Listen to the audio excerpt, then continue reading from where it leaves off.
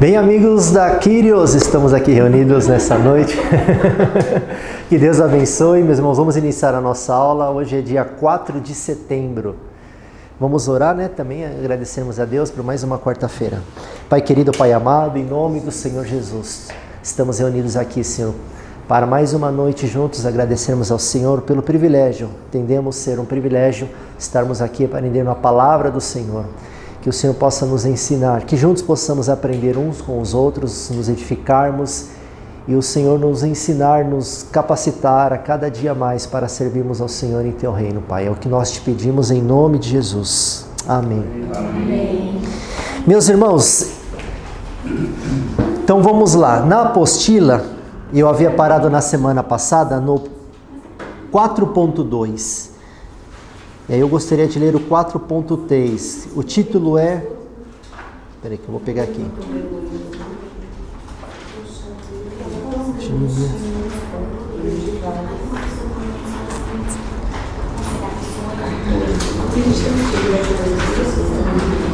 Deixa eu me situar aqui. Eu parei no ministério inicial na Judéia, o avivamento em Samaria. Quero começar a partir do 4.3, o ministério inicial na Galileia. A partir de Lucas 4, 14 ao 15. Deixa aberto aqui um texto. Isso, tá assim para vocês também? Isso. É o ministério inicial na Galileia. Lucas 5. Deixa eu só ler. Diz assim, Jesus então, pela virtude do Espírito, voltou para a Galileia, e a sua fama correu por todas as terras em derredor. Ensinava nas sinagogas e por todos era louvado. Neste período que Jesus lá ficou, realizou curas, como a cura do filho do oficial do rei, e milagres, como a pesca maravilhosa e a cura de um endemoniado. Jesus, no seu ministério posterior na Galileia, realizou muitos feitos. Alguns deles são a cura do leproso, o ensino acerca da sua divindade, a comissão dos 12 discípulos, o sermão do monte. Além disso, Jesus ensinava-lhes por meio de parábolas, algumas delas como a parábola das bodas, parábola do semeador e a parábola do tesouro escondido. Amém. Só até aqui. Tem um assunto que eu queria falar com os irmãos. Em Lucas capítulo 5, no versículo 5, por incrível que pareça, essa palavra no grego transliterado, ela só aparece em Lucas no capítulo 5, versículo 5, que é a palavra mestre. Não sei se dependendo da versão que os irmãos estão. O Marquinhos está com a Bíblia. Você não ficou triste não quando eu falei que era da Shopee não, né? Na semana passada, né? Da Shopee, gosto, estou acostumado. Foi brincadeira, Marquinhos. O pastor falou assim, é a única versão que está correta. Era King James. Pois é. O pastor afirmou Você sabe que a King James, o meu celular está diferente daqui? Então, a tradução está diferente, né? Mas a sua é de 1900 e... Não. Não é não? Não. É atualizado. É atualizado. Diz assim: E respondeu Simão, disse-lhes: Mestre, havendo trabalhado toda a noite, nada apanhamos, mas porque mandas, lançarei a rede. A palavra mestre. Existe um entendimento de como que eram os mestres naquela época. Tem uma palavra que ela vai surgir depois da morte e da ressurreição de Jesus. Isso é praticamente lá na frente, quando vai começar a se iniciar até um movimento católico, porque o cristianismo é que surge primeiro, depois de Constantino, 313, aí começa a tomar aquela roupagem católica, que surge a palavra abade, que para alguns lá na frente vai ser tido como aquele líder espiritual, aquele pai, o líder dos monges, mas um pai espiritual. Mas essa palavra abade, ela é uma transliteração justamente dessa mesma palavra mestre que tinha na época de Cristo. A questão é, como que funcionava a escolha dos discípulos? Porque nós vamos ver que Jesus ele vai escolher 12. Existia um perfil diferente dos mestres do judaísmo para o dos mestres dos gregos. Na escola judaica, é interessante que era praticamente assim, como que eu posso dizer a palavra?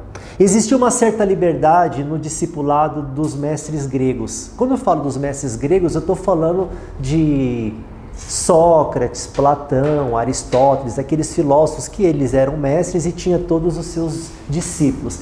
Tinha uma certa liberdade da forma como que eles pensavam, da forma como que eles seguiam, mas na escola judaica era um pouco diferente, já era um pouco bem mais rígido a forma de como você tinha que se comportar. Historicamente, muitos entendem que até o jeito... Hoje nós vemos muito isso em algumas denominações, né? Acho que eu já até comentei aqui, algumas igrejas que os obreiros, eles imitam ali praticamente o líder até no jeito de falar, e é praticamente uma forma como se vê lá no antigamente em Cristo.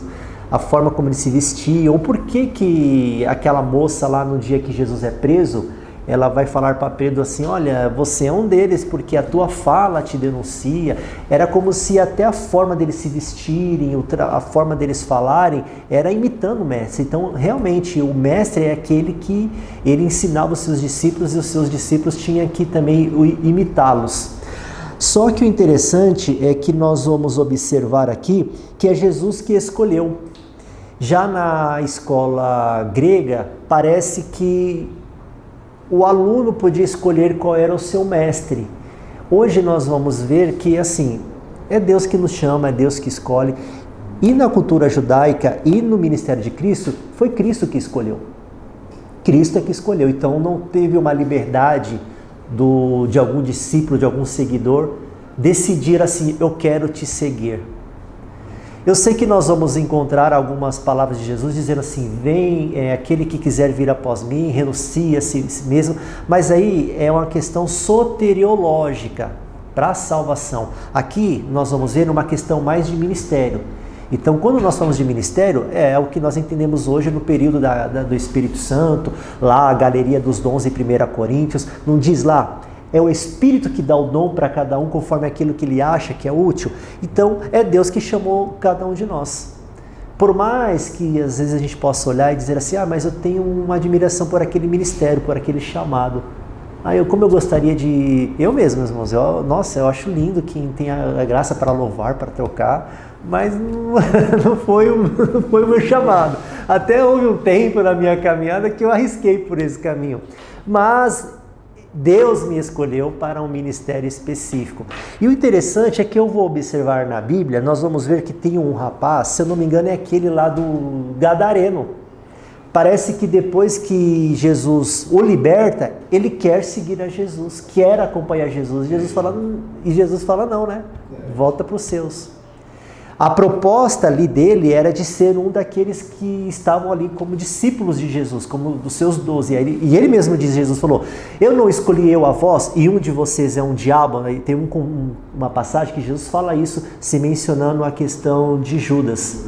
Então, essa palavra mestre, quando o Pedro ele fala aqui, é aquele mestre que se entendia na cultura judaica que era ele que escolhia, e não era por habilidades, porque se nós formos olhar o histórico dos 12, cada um tinha defeitos absurdos. Mas esse é o preço do discipulado, é ensinar, é discipular. Então eu queria comentar, porque nós vamos ver que o início do ministério de Cristo, aqui na Galileia, é justamente também ensinando. Mateus 13, nós vamos ver um típico exemplo disso, que eu gostaria de ler com os irmãos, que é uma das parábolas que Jesus ele vai contar, que é a parábola do semeador. Aqui nós vemos o duplo ministério de Cristo se manifestando. Um dos ministérios de Cristo foi a pregação e o outro foi o ensino. Então, nessa parábola do semeador, nós vamos observar que Jesus ele conta, é Mateus 13, né? Parábola do semeador. Deixa eu ler aqui com os irmãos. Tendo Jesus saído da casa daquele dia, estava sentado junto ao mar. E ajuntando-se muita gente ao pé dele, de sorte que entrando num barco se assentou e toda a multidão estava em pé à praia. Aqui, toda a multidão. Pregação. Só que ele usava aquele método de parábolas. E falou-lhe muitas coisas por parábolas, dizendo: eis que o semeador saiu a semear. E quando semeava, uma parte da semente caiu ao pé do caminho, e vieram as aves e a comeram. Aqui nós vamos ver Cristo apresentando 4 grupos de pessoas. Então, existem aqueles que ouvem a pregação, mas está viajando. Essa é uma realidade. E a palavra está sendo roubada. A semente representa a palavra. O semeador é aquele que é o instrumento que está pregando a palavra. E esse primeiro grupo que menciona aqui no capítulo 13 é aqueles em que a semente cai à beira do caminho, vem as aves do céu e as rouba. Então esse é um grupo de pessoas que às vezes a gente precisa analisar. Às vezes a palavra está sendo roubada o tempo todo. Isso é interessante porque às vezes pode acontecer num culto, o pastor está lá ministrando, mas a semente está sendo roubada. Às vezes a mente, a ansiedade, a preocupação, a distração tem roubado a muitos de ouvir e receber a palavra. 5, versículo 5. A outra parte caiu em pedregais, onde não havia terra bastante, logo nasceu, porque não tinha terra funda. Mas vindo o sol, queimou-se e secou-se, porque não tinha raiz. Aqui é o segundo grupo. Vemos pessoas que de imediato, de bom grado, eles até que recebem a palavra. Mas a palavra ela não enraiza de forma profunda sobre a terra que é essas pessoas. Então elas não criam raízes profundas. Representa aquelas que caíram entre pedras, logo cresce. Geralmente é típico de algumas pessoas que recebem ali a pregação e de bom grado às vezes começam até a se manifestar em certos envolvimentos, mas não tem raízes profundas. O sol quando queima, que representa as provações, aí a pessoa logo se escandaliza, murcha, porque não tem raiz profunda. E aí nós vamos ver pessoas que ao mesmo tempo que com aquela rapidez, às vezes, nossa, que legal, é isso que eu quero mesmo, Jesus é maravilhoso, vem, às vezes até participa de algum... Eu creio que até as pessoas vêm, ouvem o culto, a palavra, mas na casa dela ela não lê a Bíblia, não se aprofunda. Não deixa encarnar. Isso que fortalece. Mostra até um exemplo, né? Quando eu fui para a igreja e tal, os amigos sumiram tudo, meus pais ficaram mais de 3 anos sem ir na minha casa. E é onde que eu falei, aí você começa a questionar, poxa vida, será que eu estou no caminho errado? Aí a palavra vai falar que os inimigos seus vão ser da sua própria casa. Aí começa. Entendeu? Vai ser as pessoas que terminam, aquele que não como eu falo, testemunhar o Senhor Jesus, naquele dia ele também vai ser esquecido, aí a palavra vai te forçando, vai te fortalecendo, vai enraizando, porque no início todo mundo desaparece, que aparentemente é amigo. Né? Então, o próprio Jesus, na semana passada, até mencionei que Jesus ele volta por 2 vezes só na sua terra natal, que é a região de Nazaré. E nas 2 vezes a incredulidade opera lá. Ele não pode operar muitos milagres, porque é aquele contexto. Mas eu te conheço, eu te vi crescer. Então, às vezes, os familiares é aqueles que às vezes nos conheceram no modo antigo, e às vezes, né, até enxergar a graça, a transformação de Deus, às vezes fica meio assim, aí vaso de casa às vezes não tem muita honra. E o ruminar, é a palavra, o ruminar, né? É alimentar. Poxa, a pregação de domingo, deixa essa semana eu sei que esse horário os irmãos não jantaram, né? Mastigar de novo. Deixa eu colocar para fora e mastigar novamente a palavra e deixar ela criar raiz. Esse é um grupo de pessoas. Versículo 7. Outro caiu entre espinhos, e os espinhos cresceram e sufocaram-na.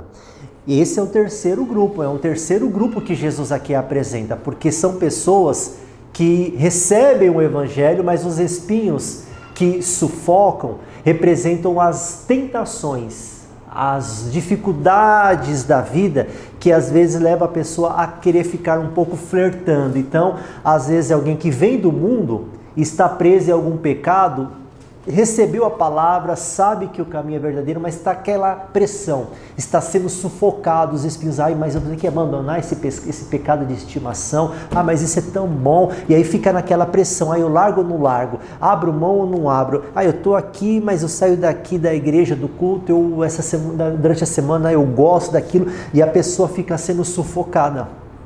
É um terceiro grupo. E o quarto grupo é aqueles que, os irmãos, né, que estão aqui, né? São vocês. Versículo 8. E a outra caiu em boa terra e deu fruto. Um a 100, outro a 60 e outro a 30. Quem tem ouvidos para ouvir, ouça. Bom, Jesus ele vai contar essa parábola, porém, cadê aqui?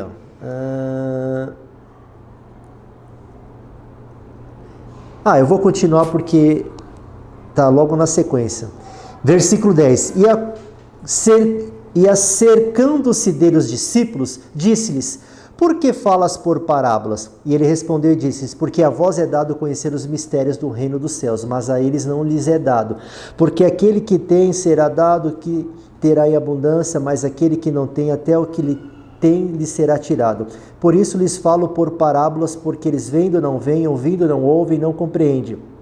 E nele se cumpre a profecia de Isaías, que diz: ouvindo ouvireis, mas não compreendereis, e vendo vereis, mas não percebereis, porque o coração deste povo está endurecido, e ouviu de mau grado com os seus ouvidos, e fechou os olhos para que não veja com os olhos, e ouça com os ouvidos, e compreenda com o coração, e se converta, e eu os curo. Mas bem-aventurado a vós os olhos, porque veem, os vossos ouvidos, porque ouvem. Porque na verdade vos digo que muitos profetas e justos desejariam ver o que vós vedes e ouvir o que vós ouvis e não ouviram.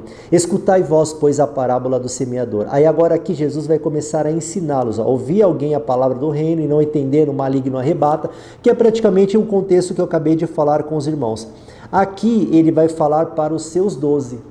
É uma forma de ensinamento. Já é um trabalho típico de um mestre, para aqueles. Então tem coisas que não adianta. E o próprio Jesus, nós vamos ver que de 12 ele tinha ali alguns 3, porque não é à toa, porque para alguns momentos especiais tinha sempre o Pedro, o Tiago e o João, que foram os poucos que viram alguma ressurreição de Jesus, a transfiguração no monte. Então esse ministério de mestre, ele tinha ali algumas escolhas especiais e separados para o ministério específico que ele tinha chamado. Bom, continuando, tem uma parte também aqui da apostila que fala do ministério de cura de Cristo. Não era só Cristo que exercia o ministério de cura. No contexto de Israel, existia ali alguns métodos de cura que se tinha. Nós vamos observar que Jesus, em alguns momentos, ele sempre manifestava com um toque. Tem um cego que ele vai... Os irmãos têm uma explicação, alguma pesquisa que já chegaram a fazer, o porquê que Jesus gospe no barro, faz o lodo e coloca nos olhos de um cego, depois manda ele se lavar. Eu pesquisei, marcarinhos. Eu também cheguei a ver uma vez, mas eu não lembro. Que eu acho que é uma cultura, que é um modo de desprezo, né? Quando faziam assim. Exatamente. Então, eu lembro porque isso é lindo demais. Só que assim, a questão da saliva era algo também cultural da época, de que se fazia para algumas questões de enfermidade. O barro é que não entra muito na cultura da época, mas era mais ou menos essa explicação. Mas o entendimento que se tem é do toque do natural com o sobrenatural. Até essa é a ideia da palavra sobrenatural. Né? Não tem sobrepiso, sobrecoxa. Vamos colocar um piso sobre o piso. Ou seja, é o toque do divino sobre a matéria. Aí se torna aquilo que é o sobrenatural. Geralmente é esse o entendimento que a gente fala. O que é sobrenatural? Que é a questão do metafísico. É quando tem um toque do que é divino sobre aquilo que é material. Hoje, no ministério que nós estamos, eu não vejo a necessidade, como algumas igrejas fazem, a gente respeita a forma deles, de pegar sempre algo material para querer, como se fosse materializar, como se tivesse o toque do divino, né? Os irmãos entenderam. O que se mantém hoje, até em igrejas tradicionais, é o óleo. Mas o óleo é algo que é excepcionalmente até por uma questão simbólica. Mas é entendido que não é o óleo. O óleo é algo material. Aí toca ali o divino, se torna o sobrenatural. Mas não é o óleo, isso ali é uma representação do Espírito Santo. Hoje nós entendemos ser a pessoa do Senhor Jesus, no nome do Senhor Jesus. Amém? Querem falar alguma coisa sobre isso? Eu já ouvi falar também do barro, sobre do que nós somos formados, né? Na passagem lá de Jesus? Eu já ouvi pessoas falando. Não, tem muitas coisas, né? Tem pregações e tem bastante que às vezes eles usam. Mas eu já ouvi disso também, né? Porque ali não tinha, né? Parece. Não sei se ele não tinha, não era só alguns. Eu já escutei falar que ele não tinha essa parte. Dos olhos? Uma coisa assim, não sei se. Essa parte eu não lembro. Uma parte que eu vi, ele falou assim que era uma cultura da época, quando tinha uma pessoa doente, eles passavam e cuspiam. E passavam, Jesus quis mostrar, né, que ele é humilde e através do poder dele, ele fez daquele ato o ato de cura. Foi muito E a outra que eu sei era até uma questão que envolvia o primogênito. Quando um dos filhos primogênitos, a saliva.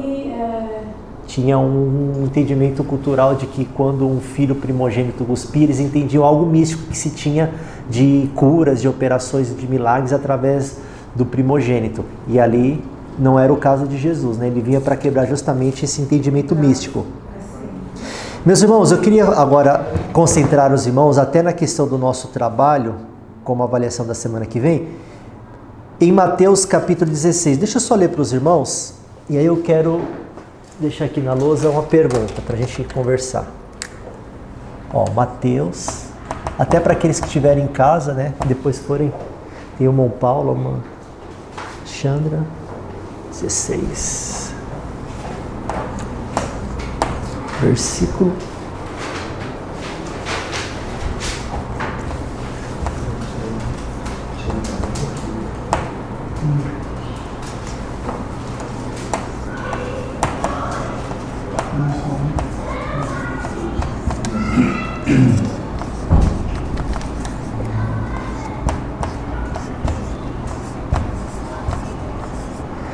Nossa, que pergunta ampla.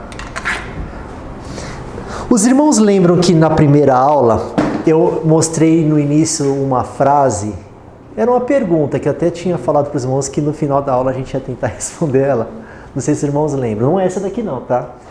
Que eu perguntei assim: nós cremos em Jesus por conta da Bíblia ou nós cremos na Bíblia por causa de Jesus? Lembram dessa pergunta?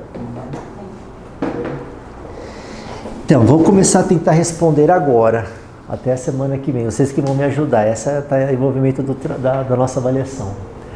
Para você, quem é Jesus? Quando eu falo para você, é para nós pessoalmente analisarmos. Para nós, para cada um de nós, quem é Jesus? Vamos ver aqui o que diz Mateus, é um texto, uma passagem bem conhecida no capítulo 16, versículos de número 13 a 15. Chegando Jesus às partes de Cesareia de Filipe, interrogou os seus discípulos dizendo: quem dizem os homens ser o Filho do Homem? E eles disseram: uns João Batista, outros Elias, outros Jeremias e um dos profetas. E disse-lhes Jesus: e vós, quem dizeis que eu sou? Meus irmãos, essa pergunta que eu coloquei na lousa para os irmãos, ela é bem interessante porque tudo na nossa vida, tanto presente quanto futuramente na eternidade, depende de como que nós entendemos a resposta dessa pergunta, por incrível que pareça. Não é para assustar os irmãos, não é nem colocar peso no coração dos irmãos.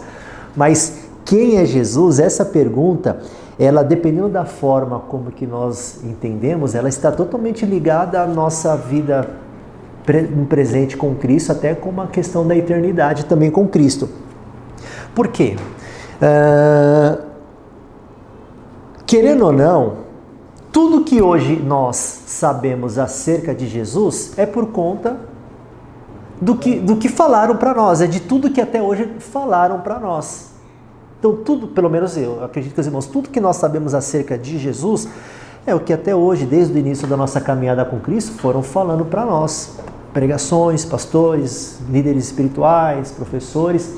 Porém, eu não sei se os irmãos já tiveram essa experiência. Com certeza sim. Na internet, no nosso dia a dia, ouvimos muitas pessoas falando sobre Jesus e cada um falando totalmente diferente de outro. E aí entra essa dúvida para nós: ou alguém está certo e está o restante todo mundo errado, ou está todo mundo errado. E aí? Porque se nós formos analisar, você quer falar? Ah, não é que você fez assim? O que você ia falar, irmão? Parece que desencontra as informações, né? As informações, elas parecem serem desencontradas. Só que o interessante que eu queria compartilhar com os irmãos, ainda dentro dessa pergunta, é o seguinte: como que nós conseguimos responder essa pergunta? Eu acredito que uma dica que eu posso começar a dar para os irmãos é partindo assim. Deixa eu ver como que eu posso até pontuar para os irmãos a anotação que nós falamos aqui. Não é o que eu quero que Jesus ele seja para mim. Essa é uma forma que a gente já elimina. Não podemos olhar para essa pergunta: para você, quem é Jesus? Vamos eliminar, ir por esse caminho de tentarmos responder baseado naquilo que eu quero que Jesus ele seja para mim. E também eliminar aquele entendimento de que eu acho que Jesus é isso. Então, a resposta correta não seria nem como que nós queríamos que Jesus fosse para nós, e também como que eu acho, eu penso que Jesus ele é.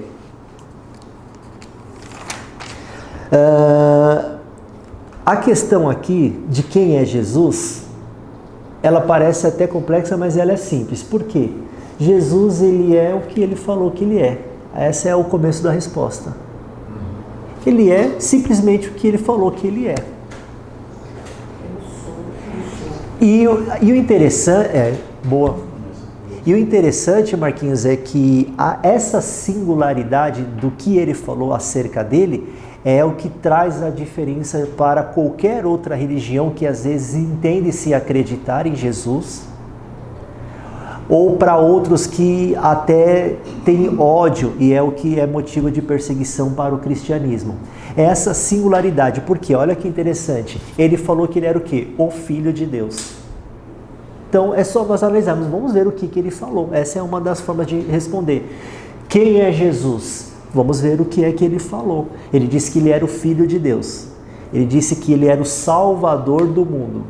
Ele falou que ele é o caminho, a verdade e a vida. E por que eu falo que a singularidade da forma como que ele falou é o que traz um diferencial para todas as outras religiões e todos os outros entendimentos acerca de Jesus?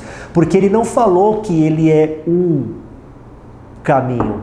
Ele não falou que ele é mais um Salvador. Ele não falou que ele é um filho, porque eu também, nós somos filhos. Um Deus. E esse é o diferencial. Ele falou, eu sou o. Tem um texto de Atos, eu vou até ler, mas eu tenho certeza, em todas as Bíblias, porque é só no original que vai mostrar realmente o que ela quis dizer. Mas em todas as Bíblias, eu acredito que até na King James vai estar assim também. Atos 16, versículos 17 e 18, aquela moça que tinha o espírito de adivinhação, olha o que ela vai dizer em Atos 16, 17 ao 18. Esta, seguindo a Paulo e a nós, clamava dizendo, estes homens que nos anunciam o caminho da salvação, são servos do Deus Altíssimo. E isto fez ela por muitos dias. Mas Paulo, perturbado, voltou-se e disse ao Espírito, em nome de Jesus Cristo te mando que saias dela, e na mesma hora ela saiu. Também está o artigo definido aqui na minha Bíblia. Se tiver alguma Bíblia aí premiada que veio com porque o sentido que se entende no grego é que ela estava dizendo para a multidão que o Paulo estava pregando um caminho da salvação. Um caminho, mais um, como muitos outros. E isso era uma forma sutil do espírito maligno que estava sobre ela, de induzir a população ao erro, de entender, então ele é apenas mais um dentre muitos. Só que o que Paulo estava pregando não era apenas só mais um caminho. O caminho. É essa singularidade. E não adianta nem os irmãos procurar, porque eu já também pesquisei e é triste, mas nas Bíblias nenhuma explicação às vezes é colocada. Vem um caminho. Então, o que eu queria levar os irmãos? Eu tenho aqui... outra coisa. Eu queria... Em todas as Bíblias tem o caminho, né? Todas vêm o. Na sua tá um? Não, tá o. Mas é um caminho. Bom, independente se os irmãos conhecem ou não, ou gostam ou não, mas eu só quis trazer para apresentar aos irmãos, isso aqui eu ganhei de graça. O Evangelho Reunido. Acho que já ouviram falar do João Ribe Palharim, né? Então, olha, não sei se já alguém mostrou para os irmãos, mas se alguém tiver interesse um dia de adquirir, é interessante porque aqui foi compilado na ordem cronológica os 4 evangelhos em um só, né? Então é o Evangelho Reunido, por isso que é chamado de o Evangelho Reunido. E aí vem, né, na ordem cronológica mostrando os relatos de como ele aconteceu. Se quiserem até dar uma olhadinha, pode ir passando os irmãos. Daqui a pouquinho eu vou deixar aqui com os irmãos um desses livros para vocês escolherem um dos temas para a semana que vem. Eu queria, antes de entrar nesse assunto, eu até passei à frente, era de entrarmos para uma pergunta também, para nós entendermos um pouco da vida de Jesus com relação à pessoa dele hoje. Os irmãos sabem aonde Jesus está hoje? Como que ele está? Falei com ele de manhã, está muito bem. Está muito bem, né? Jesus está à direita do Pai? À direita do Pai? Essa é uma resposta bíblica, né? O Estevão acho que viu isso também, né? Mas como que ele está? Como que nós imaginamos o Senhor Jesus? Porque nós estamos falando na matéria sobre a vida de Cristo. Como? Não, também. Aonde? Como, né? Como que ele está? Acho que está direito do Pai, radiante, maravilhoso. Acho que ele está do lado de todos nós. Ele está falando bastante. Porque ele fica ouvindo as orações e falando pro Pai. Só mais um. Apocalipse fala que ele passeia no meio dos candeeiros, né? Que é as igrejas, tem as estrelas na palma da sua mão, que representa ali os pastores, a pessoa, ele passeia. E esse é um mistério, né? Porque eu geralmente quando eu venho do Jaraguá, em horário de vindo para Quiros ou até na volta, às vezes nosso culto acaba um pouco mais cedo e é um monte de igreja, uma quase do lado da outra no culto. Eu fico imaginando como que pode, ele tá ali, mas também tá aqui, e eu tô falando, olha, ele tá aqui, olha, ele tá aqui, ele tá aqui comigo e ele passeia no meio dos candeeiros. Mas o que eu tô querendo dizer com os irmãos é baseado numa pergunta que eu quero fazer com os irmãos. Por que nós comemos? Por que nós comemos? Porque temos fome. Porque temos fome. Eu imaginei que essa seria a pergunta. Somos feitos de carne. Boa.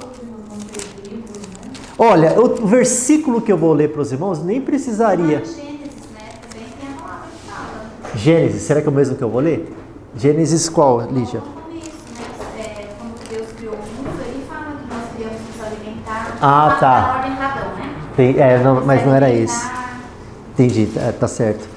Mas o texto que eu li é Gênesis 25, do 29 ao 34. Aí vocês vão entender o que eu quero, aonde eu quero chegar. Outra fome, né? Gênesis 25, a pergunta... Por que comemos? E aí vocês vão entender daqui a pouco por que isso tem a ver com Jesus. A carne. Gênesis 25. Versículo 29. Até o 34, irmão Nivaldo, até o 34. A pergunta é por que comemos. Por que comemos? Eu vou ler aqui para os irmãos, ó. Saiu Gênesis 25, versículo do 29 ao 34. E Jacó cozera um guisado e veio Esaú do campo e estava ele cansado. E disse Esaú a Jacó: deixa-me, peço-te, comer desse guisado vermelho, porque estou cansado. Por isso se chamou seu nome Edom. Então disse Jacó: vende-me hoje a tua primogenitura. E disse Esaú: eis que estou a ponto de morrer, e para que me servirá de logo a primogenitura? Então disse Jacó: jura-me hoje. E jurou-lhe e vendeu a sua primogenitura a Jacó. Jacó deu pão a Esaú e o guisado de lentilhas, e ele comeu e bebeu e levantou-se, e foi assim que desprezou a sua primogenitura. Bom, não precisava nem desse texto para dizer para os irmãos que nós comemos para não morrermos. Falou que é porque somos de carne e osso, porque temos fome, mas comemos para não morrer.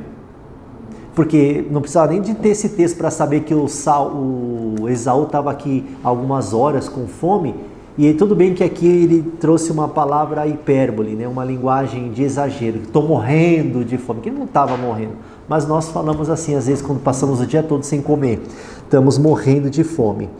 E o interessante é que em toda a trajetória da humanidade, inclusive até na Bíblia, eu tenho um livro, até ia trazer por curiosidade, que é 6.000 anos de pão, mostrando a trajetória do principal alimento na humanidade, que é o pão, que é um alimento mundialmente conhecido em todas as culturas. Mas olha só, nós vamos observar em Gênesis, aí não precisam se preocupar de abrir, eu vou lendo para os irmãos, só quem quiser anotar. Gênesis 47, versículo 4, olha o que diz. Disseram-lhe mais a Faraó: viemos para peregrinar nesta terra, porque não há pasto para as ovelhas de teus servos, porquanto a fome é grave na terra de Canaã. Agora, pois, rogamo-nos que os teus servos habitem na terra de Gósen. Ou seja, aqui é o Jacó indo pedir moradia no Egito para o Faraó, porque a terra da promessa que Deus havia dado para o seu avô Abraão estava com fome. Então nós vamos ver Jacó indo atrás de comida, saindo da sua região justamente por conta de comida. Gênesis 12, 10. E havia fome naquela terra, e desceu Abraão ao Egito para peregrinar ali, porque a fome era grande na terra. Nós vamos ver o Abraão saindo também da terra de Canaã, indo para o Egito justamente por fome, atrás de comida. Gênesis 26, versículo 1. E havia fome na terra, além da primeira fome que foi nos dias de Abraão. Por isso foi Isaque a Abimeleque, rei dos filisteus, em Gerar. Vemos o Isaque, Gênesis 26, 1. Vemos o Isaque indo a Gerar atrás de comida por conta da fome. Gênesis, já li o Gênesis 25, é o do Esaú. 25? Não. 26, 1. Gênesis 26, 1. Ruth, capítulo de número 1, versículo de número 1. E sucedeu que nos dias em que os juízes julgavam, houve uma fome na terra, pelo que um homem de Belém de Judá saiu a peregrinar nos campos de Moabe, ele, sua mulher e os seus 2 filhos. Então nós vamos ver aqui o Abimeleque, né? O Elimeleque, indo com a sua esposa e os seus 2 filhos para as regiões de Moabe por conta da fome. Êxodo 16, versículo 3. Êxodo, capítulo 16, versículo 3. E os filhos de Israel disseram-lhe: quem dera que nós morrêssemos por mão do Senhor na terra do Egito, quando estávamos sentados junto às panelas de carne, quando comíamos pão até fartar. Por que nos tendes tirado desta terra para este deserto, para nos matardes de fome e a toda esta multidão? 13, 16 ou 3? 16, 3. 16, Êxodo 16, versículo 3. Tá. Números 11, Monivaldo, versículos 4 e 5.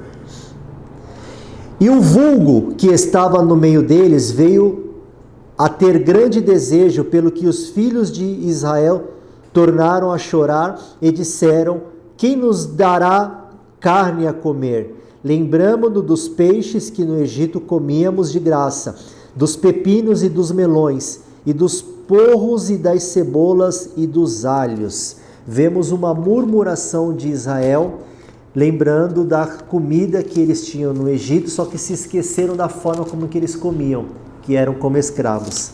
E por último, 2 Reis capítulo 6, versículo 26. Aqui é filme de terror, quem é sensível e quem tem... não escutem porque aqui é forte as cenas. 2 Reis 6, versículo 26. E sucedeu que, passando o rei pelo muro, uma mulher lhe bradou, dizendo: acode-me, ó rei, meu senhor. E ele lhe disse: se o Senhor não te acode, de onde eu te acudirei eu? Da eira ou do largar? Disse-lhe mais o rei: que é que tens? E disse ela: esta mulher me disse: dá cá o teu filho, para que hoje o comamos e amanhã comeremos o meu filho. Cozemos, pois, o meu filho e o comemos, mas dizendo-lhe eu ao outro dia: dá cá o teu filho para que comamos, escondeu o seu filho. Canibalismo. A fome era tanta em Israel que duas mulheres combinaram assim: vamos comer os nossos filhos? Hoje eu cozinho o meu e nós comemos, e amanhã você cozinha o seu e nós comeremos. Só que aí quando chegou o dia de cozinhar o filho de uma, ela escondeu. E aí ela foi reclamar para o rei. Aí depois o contexto é o rei rasgando as suas vestes e tal. Ou seja, em toda a história da humanidade nós vamos ver toda essa demanda das pessoas irem atrás de comida. Por quê? A comida é para continuar vivendo. Sem comida as pessoas morrem, as pessoas se desesperam. Nas aulas anteriores nós até falamos que uma das propostas da redenção de Cristo sobre as nossas vidas era na parte espiritual. E aí ele vai dizer que nem só de pão vive o homem. Vai falar sobre que ele é o pão vivo e que ele sacia. Mas por que eu estou falando isso com os irmãos? Porque tem algumas passagens que me criou uma dúvida e eu queria que os irmãos pensassem comigo. Quem pode ler Gênesis 6,16? Eu vou deixar aqui na lousa. Tem esse Gênesis. Aí o irmão Nivaldo está até aqui na loja. 2,16. Lucas 24, 30. É 2,16 ou 6,16? 2,16. 2,16. João 21, versículo 5 e o 12. E por último, o Apocalipse 2, versículo 7 e o 17. Deixei aqui na lousa. Se cada um dos irmãos puderem me ajudar na leitura. E o Senhor deu a seguinte ordem ao homem: comerás livremente do fruto de qualquer espécie de árvore que está no jardim. Que eu acho que era esse que a Lídia tinha até mencionado de isso. E aí alguém fica com Lucas 24, 30 ou João 21, do 5 e depois o 12, ou Apocalipse 2, do 7 e o 17. Lucas 24, 30. E aconteceu que, quando estavam à mesa, tomando ele o pão, abençoou e, tendo partido, lhes deu. Amém. Qual que é o outro agora? João 21, 5 e 12. Deixa eu ler. E Jesus lhe perguntou: moços, tende aí alguma coisa para comer? E eles lhe responderam: não. Continua? Não, tá ótimo. E o Apocalipse é o último, né? Apocalipse 2, 7.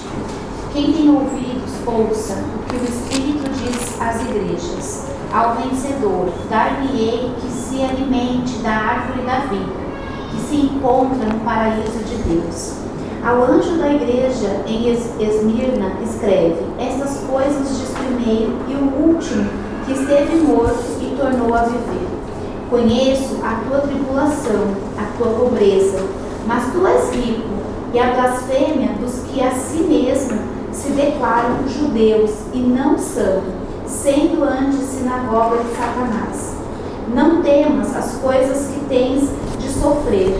Eis que o diabo está para lançar em prisão alguns dentre vós, para ser dispostos à prova. É o 2, desculpa, Lígia, é o 2. É o 2. É o 7 e o 17 só. Eu achei que era do 7 ao 17. Não, perdão, por isso que é só o 17, não, só o 17, peraí. o versículo 17.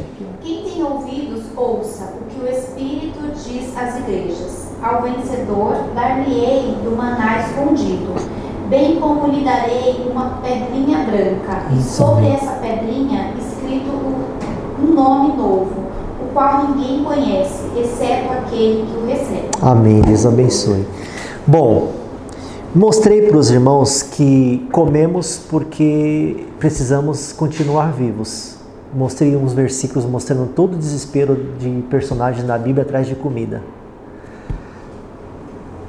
Só que Gênesis, que foi lido, mostra que Deus deu ordem para Adão comer de todos os frutos que estava permitido por Deus.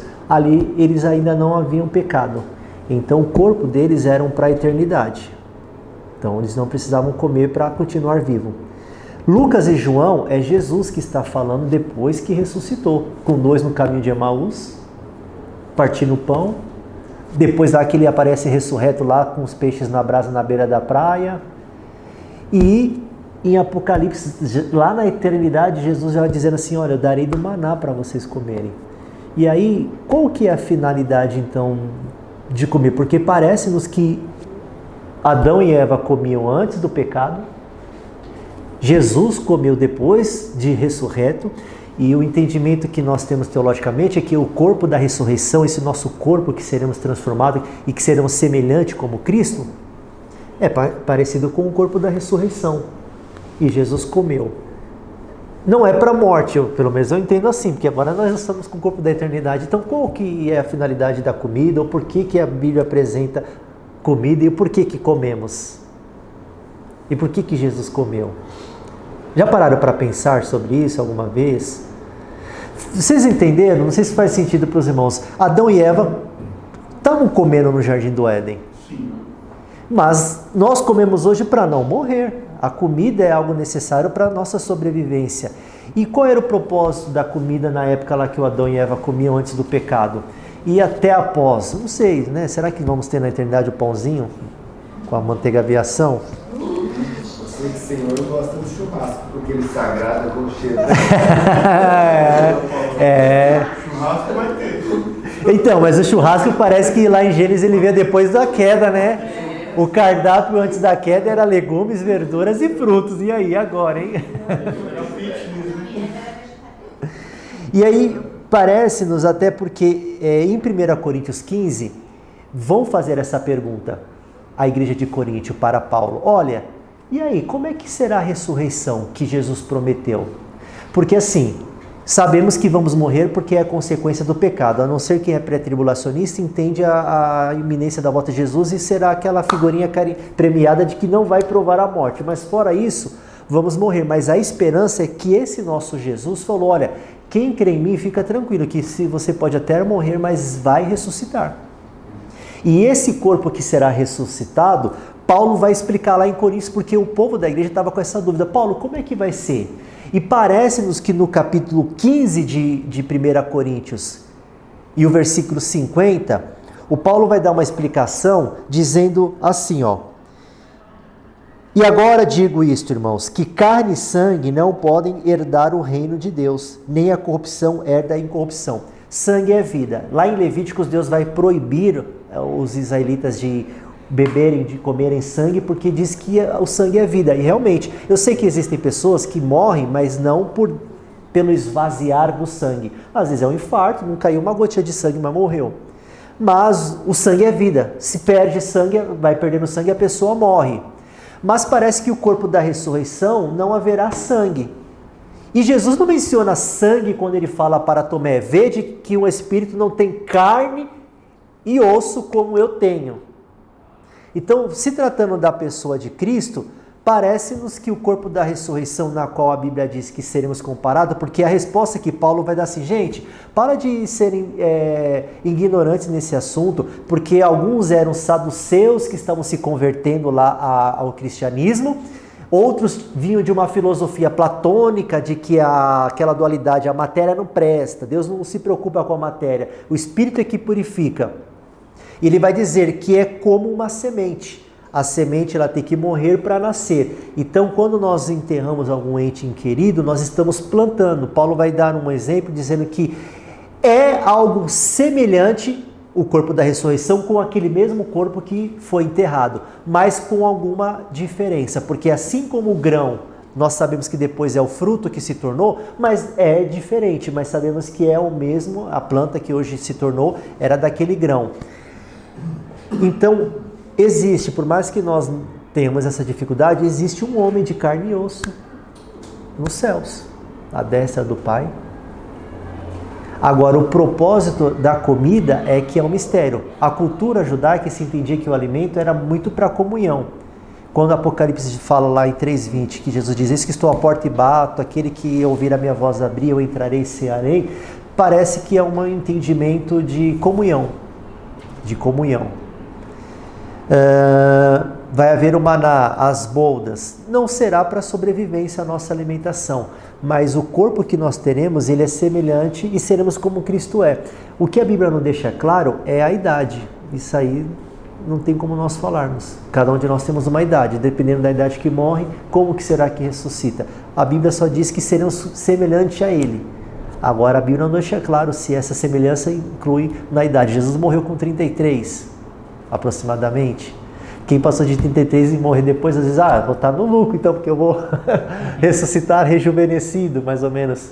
Os irmãos, não sei se vocês não estão entendendo o que eu estou querendo dizer, mas na matéria da vida de Cristo, eu queria levar a esse entendimento. Como que é o corpo da ressurreição? Como que imaginamos ou esperamos encontrar um Cristo na glória? Alguns entendem que será algo, uma fumaça, uma iluminação, mas ele é um homem. Ele ressuscitou, é o mesmo corpo ressurreto, com as marcas. João 14 fala que o Senhor ele tem preparado moradas, eu acredito que é algo, sei lá, diferente, né? Outras moradas para nós, né? Porque hoje nós moramos no corpo. Então. E ele falou que está preparando moradas, então... uns entendem morada como dimensão espiritual e outra como corpo. Como um corpo. Eu entendi como corpo. E ele apareceu depois da sua ressurreição para muitas pessoas. E era o mesmo Jesus. Mas se é espírito, espírito tem corpo? Então, não, mas ele falou para Tomé: vede que eu não sou um espírito, que um espírito não tem carne e osso como eu tenho. Agora, o mistério foi aqueles dois homens no caminho de Emaús. Por que eles não perceberam? Seus olhos estavam ocultos ou o corpo era diferente, glorioso, de uma forma que eles não conseguiram visualizar, mas era o mesmo Cristo. Porque algumas outras religiões ensinam que não tem como, é uma outra pessoa, aí já é uma reencarnação, aí já não é mais o Cristo. Então era só para a gente refletirmos. Meus irmãos, é o seguinte, temos aqui 2, acho que vai dar 4. Se viesse toda a turma já não daria para juntar. O que eu queria apresentar para os irmãos? Eu estou aqui com 4 volumes de um livro que ele fala justamente da nossa matéria, a vida de Jesus. Eu queria apresentar para os irmãos uma proposta dentro dessa pergunta. Na semana que vem, a nossa última aula, nós teremos a nossa aula normalmente e a avaliação, para mim pontuar para os irmãos, porque a nossa matéria, como ela é a vida de Cristo, ela é uma matéria que eu acredito que é mais interessante levar os irmãos a buscar um entendimento de como que nós entendemos a pessoa de Jesus dentro de um desses capítulos aqui. Eu queria deixar para os irmãos escolherem um dos capítulos, só para os irmãos entenderem. No volume 1, eu tenho aqui alguns capítulos que vai falar sobre como que era a nação de Jesus Cristo antes da encarnação até a vida oculta de Jesus. Aqui eu acredito que seriam poucas opções, porque vai mostrar mais o ambiente geográfico, as nações, o Império Romano antes do nascimento e da manifestação de Jesus. Mas dá para escolher.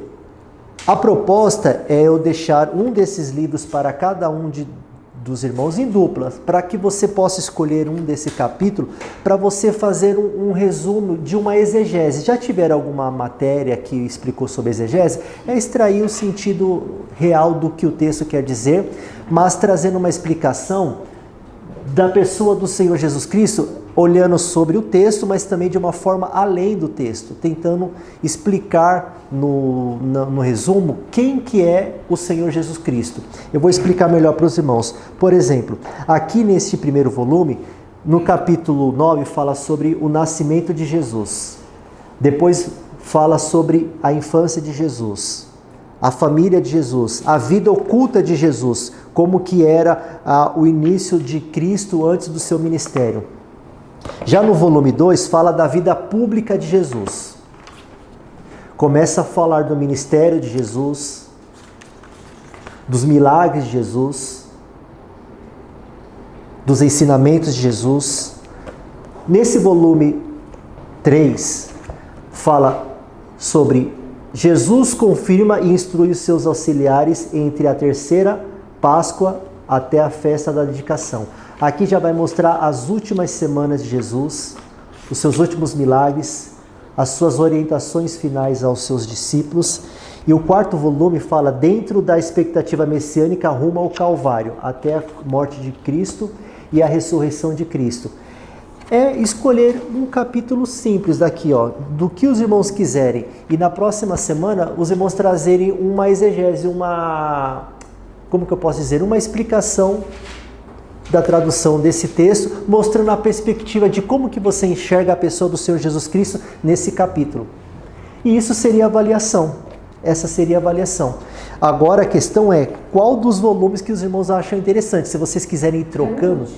O último, mas assim, aqui tem muitos, então todos, se quiserem, podem escolher até o último, mas eu vou deixar vocês circularem.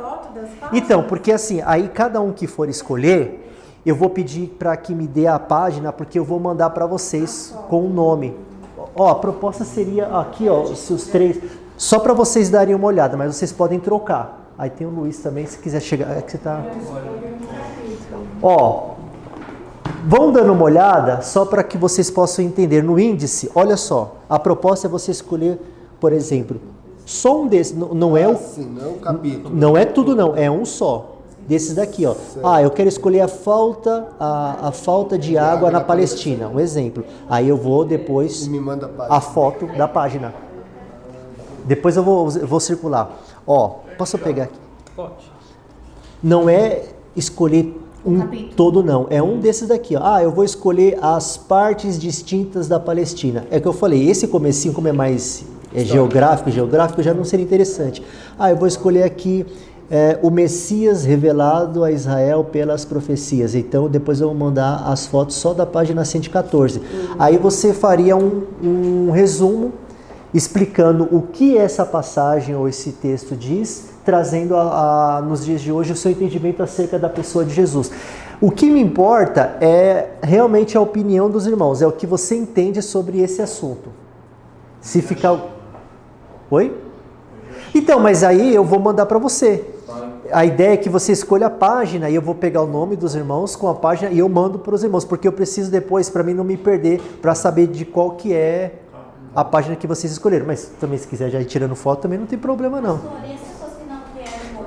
Aí, o que acontece? Eu vou mandar para eles na semana que vem, ou essa aí, eu vou ver qual dia, mas provavelmente vou ter que mandar essa semana, ou dar um prazo da semana que vem para outra. Já dá para eles, então, né? Já Também. mudar o tema, que acho que fica mais fácil.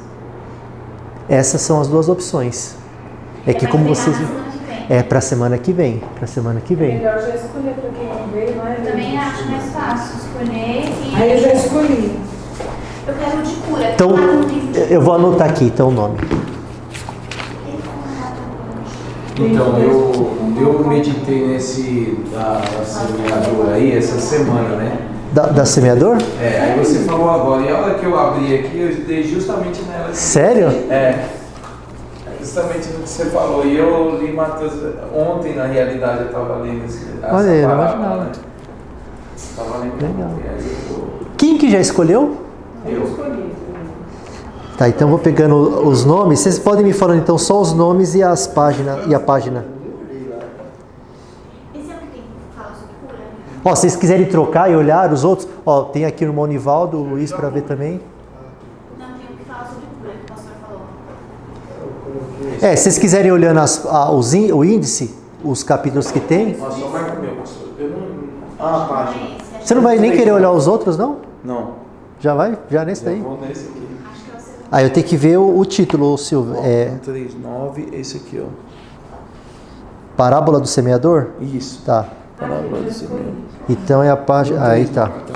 Volume 3, então peraí. Silvio. 3139. Não, pode pegar isso. Volume 3. Página 139. Página Apesar que começa nessa daqui, né? 139. É. Não, tá bom. Bom, Nivaldo, ó, só para os irmãos, por irmão ter uma ideia. Aqui é o índice, ó.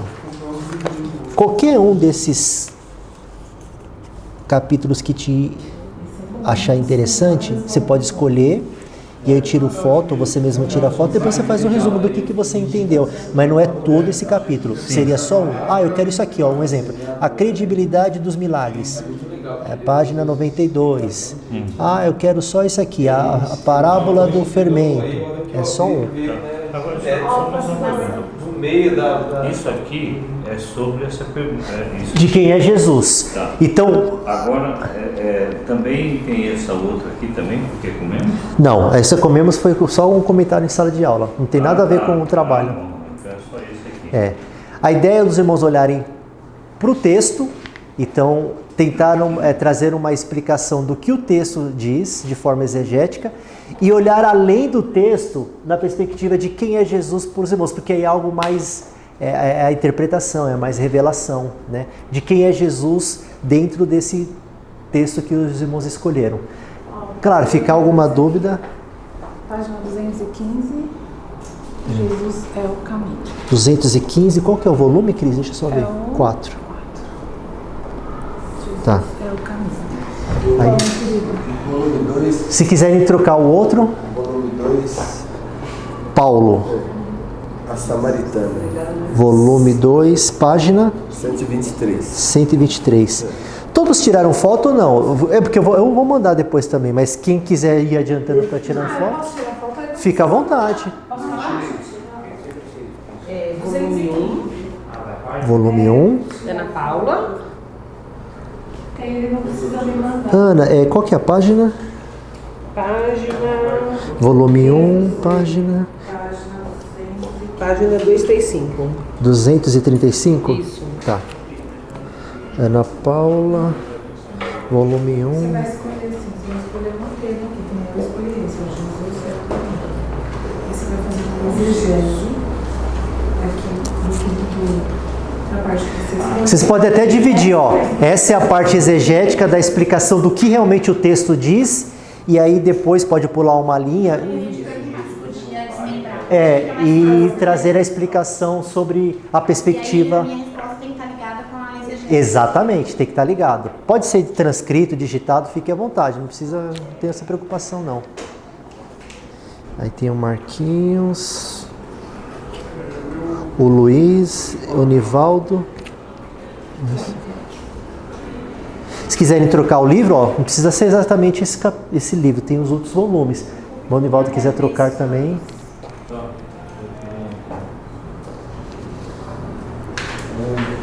Tem duas partes, tem uma parte exegética e outra porque a explicação que eu entendo que Jesus é. Dentro da explicação exegética.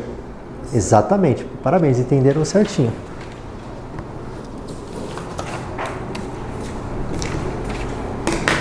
Vou ficar tranquilo, sem pressa para escolher aí, meus irmãos. Vou só colocando os livros aqui.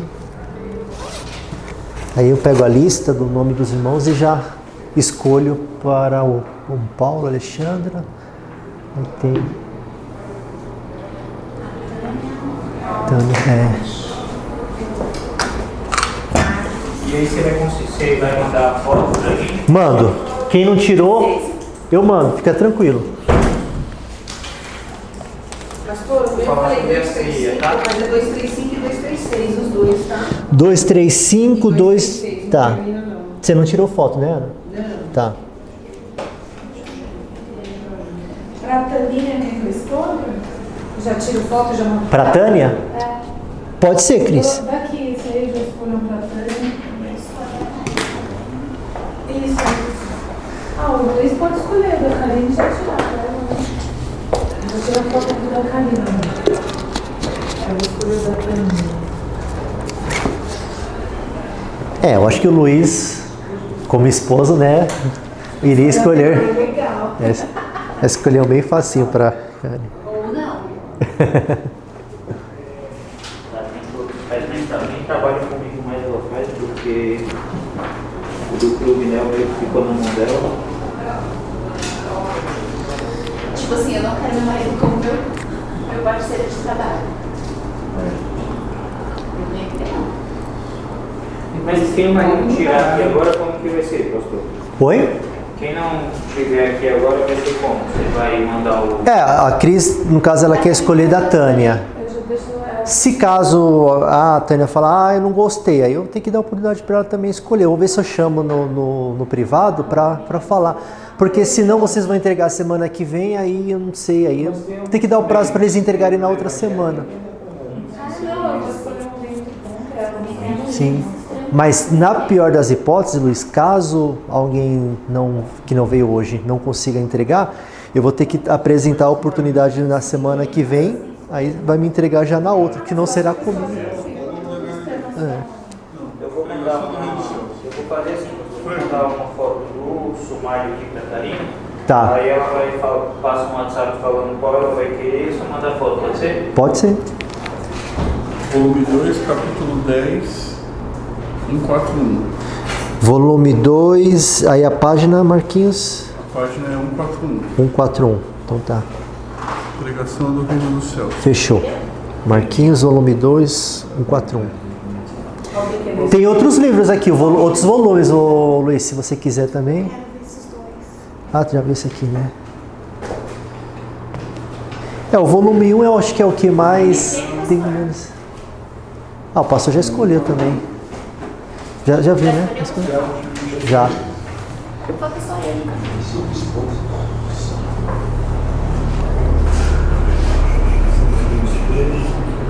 O volume 1 é o mais do que? Alguém tem? O volume 1 é esse aqui, é que tem mais parte histórica. Não, é o que tem mais parte histórica. Então acho que só o finalzinho que pode ter alguma coisa interessante, porque fala mais da pessoa de Jesus. O começo é falando do ambiente histórico, da nação de Roma. Perdão. Eu acho que a Karina vai querer esse daqui, Jesus sorria. Não vai vazar. E esse livro aqui é uma coleção? É uma coleção, 4 volumes. Por favor, por favor. Amém. Não, fica à vontade. Amém. Tá. Vou passar para ela e ela... Tá bom, fica tranquilo, sabe? Duas provas, hein? Aí ela já escolhendo, já me tiro foto já. Eu vou mandar para a Tânia esse aqui. Vamos ver se ela... A missão do Consolador. Bom, Aham.